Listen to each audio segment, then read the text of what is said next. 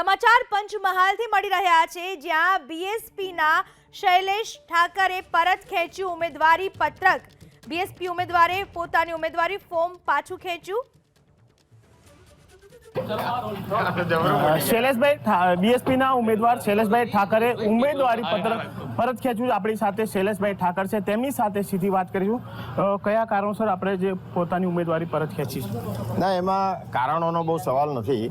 મેં જ્યારે ફોર્મ ભર્યું ત્યારે પણ મેં મીડિયાને કહ્યું હતું કે મેં મારા વિચારો પણ પ્રદર્શિત કર્યા હતા કે હું ક્વોલિટીમાં માનવાવાળો માણસ છું। કેટલીક મારી લાગણીઓ મેં પ્રદર્શિત કરી હતી। હું આજે એ મારી લાગણીઓ સાથે હું આજે પણ સંમત છું, એમાં કોઈ બેમત નથી। પણ જ્યારે આ મૂડી મંડળના અને આપણા પંચમહાલના સ્થાનિક દિગ્ગજો બંને જ્યારે અમે સાથે બેઠા અને એમણે પણ એ મારી વાતને મને પૂછવામાં આવી, મેં આ જ કીધું, મારી એ જ લાગણી મેં એમની સામે પ્રદર્શિત કરી અને એમણે મને કીધું કે સમય બધું સારું થશે, તમારી લાગણીઓ પણ પહોંચશે અને તમને ન્યાય પણ મળશે।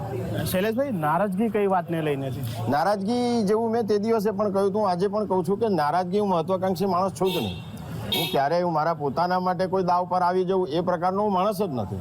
પણ પ્રજામાં જે લાગણી હોય, પ્રજામાં જે વાત હોય, ત્યારે કેટલીક વખત જાગૃત રહીને આપણે કેટલીક વાતો મૂકવી પડતી હોય છે, એ સમયની પણ માંગ હોય છે અને આજે એ બધું ગીનાઠામમાં ઘી ઢળી ગયું છે।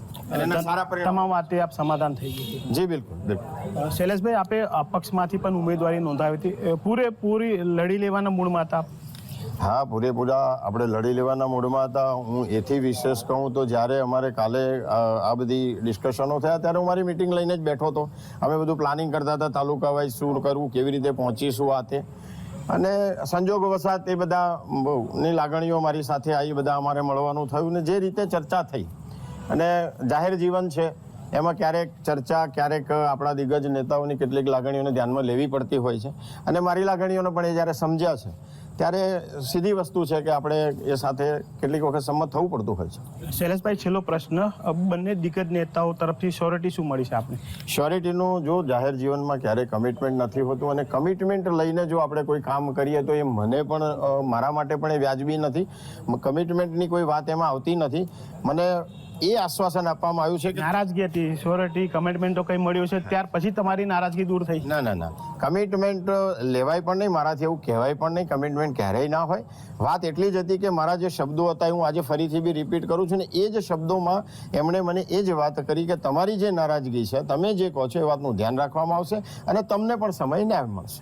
કુલ મળીને જે રીતે બીએસપી ઉમેદવાર શૈલેષભાઈ ઠાકર, તેમને નારાજગી હાલ દૂર થઈ છે અને તેઓએ હાલ ઉમેદવારી પોતાનું પરત ખેંચ્યું છે। બે દિગ્ગજ નેતાઓ એટલે કે વિધાનસભા ઉપાધ્યક્ષ જેઠા ભરવાડ અને ગોધરાના ધારાસભ્ય CK રાહુલ।